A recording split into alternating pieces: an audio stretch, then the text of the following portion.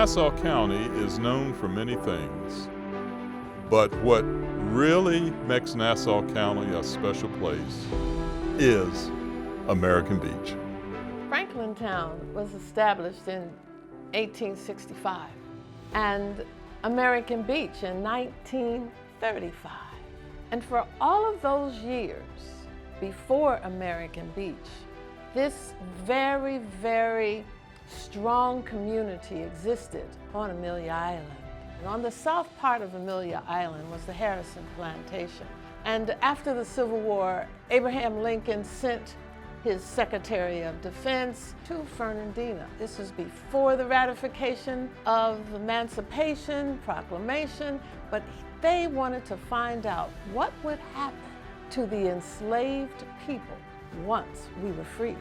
In the Special Order 15, it said they would take 400,000 acres of Confederate land, cut it into 40 acres. When the enslaved people were freed, they would get 40 acres and a mule. The Harrison Plantation, they followed the order, and they gave their 40 acres to the enslaved people on their plantation. They gathered as a community. Their leader was Franklin E. Town. So they named it Franklin Town. Franklin Town was a bustling community with skilled workers and educators, preachers. They were spiritualists. We're here on the island. So by 1947, we had land that was owned and run completely self-sufficient by African Americans. And as time come, time go, Amelia Island became a place for resorts. And they wanted to expand, and Union Carbide formed the Amelia Island Company. And they began to go to the people, the black folk who were living in Franklin Town.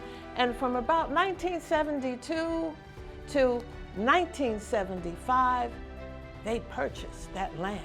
Some say it was tricked, that it was a cloud of mystery as to why this intact community gave it up. Well, they moved the church that was in Franklin Town on American Beach, and some of the people who were living in Franklin Town got the money from Amelia Island Company, and then they set up their homesteads right here on American Beach. Others went to Jacksonville. And in the 30s, coming up to Franklin Town, A.L. Lewis saw that the land next to Franklin Town was vacant. He went to a lawyer to intercede who now owns this old Harrison Plantation land, and were they willing to possibly sell it? The answer came back positive.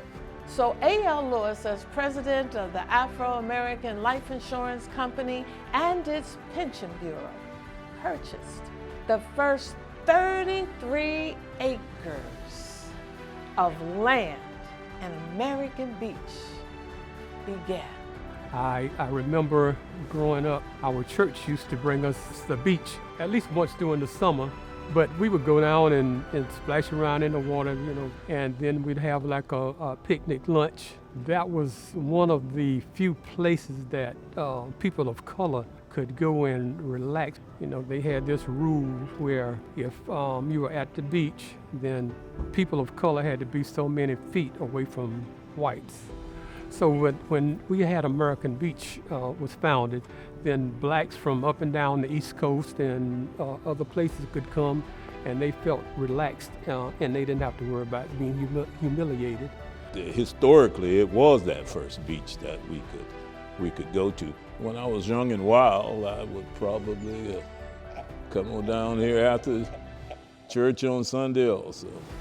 Some of us want to get down to American Beach where Evans was. So that's the Evans Rendezvous. Yeah. As I recall, or people telling me, Maudine being one of them, about Dizzy Gillespie played there, Ray Charles played there, any number of great black entertainers played there. The 1950s and the 1960s on American Beach was a heyday. But in 1964, September, Hurricane Dora. It tore the trees down, the homes down. All of the homes here on American Beach, most of them, 80% of them were demolished.